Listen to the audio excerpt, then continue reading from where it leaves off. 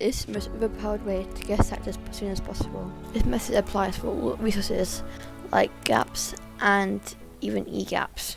As you start the world, you're going to do all the good stuff like get wood and iron. And now you need all the resources. Enough iron, 6 iron, and some basic resources and food. And next goal is to find a village. There isn't really any tricks finding villages. You need to be lucky and hope you find one. And from here, you get a boat and trap 2 villagers. And you see where it's going. We're gonna make a villager breeder. So you need to dig down, all the way down.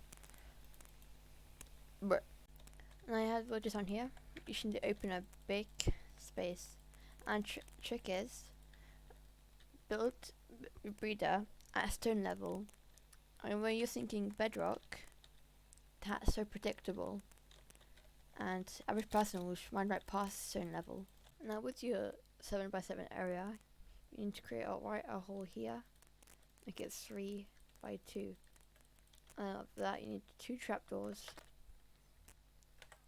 And do this and this. The full tutorial will be in the description. And we will spawn in. You have to wait until it's night time. It's a very slow process, so however you can make it bigger, make it prettier. Because when you got a villager who takes ages, a villager will take 20 minutes to grow up. Or you can just AFK without and play some other things or watch YouTube. If you have enough villagers, you need to get these things: a smithing table, a grind blast furnace. I forgot about that. Now give it all these things. Now 3 villagers. You can see the trades are very expensive. Like an iron sword, you don't even need some iron armor. The trick here is to hold these 3s. F3 plus A. Use all chunks but not entities. You can scan through the walls to find mobs. And even find zombies. We can also name tag it. This is why it's using the minecart to pick up the items. Which doesn't want to. After this, create a hole in the wall for a zombie and put a trapdoor and put zombie in the room. Trapdoor, break that, take it, get a villager in a minecart. Put him in a minecart and take him out and let him die from the zombie. I sometimes need to walk away, but I'm creative mode, that's why.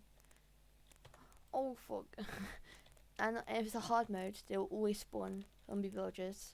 Normal 50% of the time. Easy, they'll never spawn zombie villagers. If you have a zombie villager in a cage, you get a weakness potion and golden apple. Now you see that their trades are much cheaper.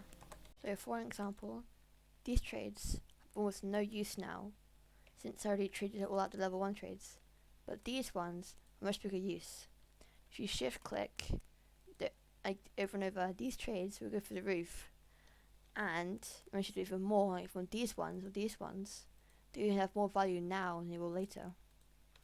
So that's how to get really cheap trades and level up really much a lot. All these villagers maximum, you can have diamond tools, diamond weapons, and diamond armor for really cheap once you zombie them. Because I didn't zombie this one.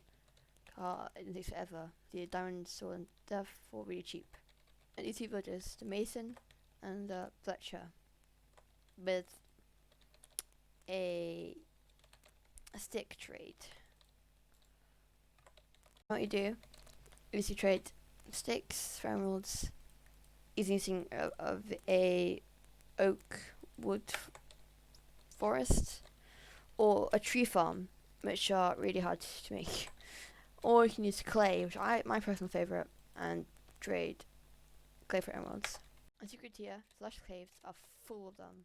Just do this and you'll get a bunch of emeralds. Sneak is select down villager, but trapdoor. Just keep doing this until you get a good trade, like mending, which is what everyone else thinks, like that. And repeat doing this until you get all the trades you need. On this you should get max armor and shield. For this part, you should be in the Nether with these potions: fire resistance potion and speed potion. And from here you find a really big lava lake. And now most people just go down there, mine normally if that's right. But here's where the thing comes. You need to get a no lava texture pack, no lava 4 texture pack, and or it just comes with a filler client and splash both potions and jump in. And you see so much netherite. Like just over there, once you're down, you can just go over to them. It takes quite a while, which also helps with ender pearls, to make it much easier. In 10 minutes, you should get a full netherite. And from here, you need a wart forest biome to get a bunch of endermen, because this is the main spawn point. Of course, now I spawn here right now. Claire just teleported here. And now time for the E-gap technique. And as much gold as possible, using gold farms, bastions, and a lot of apples too. And then jump 1.8, and then craft as many enchanted golden apples as possible. Store them all in a chest. And then back on 1.9, and open a chest full of 200 golden apples. And quickly just find the video. It really helped me. This technique took so long to learn. It's really helpful. I've won countless 2v1s with this. Thank you very much for watching. Bye.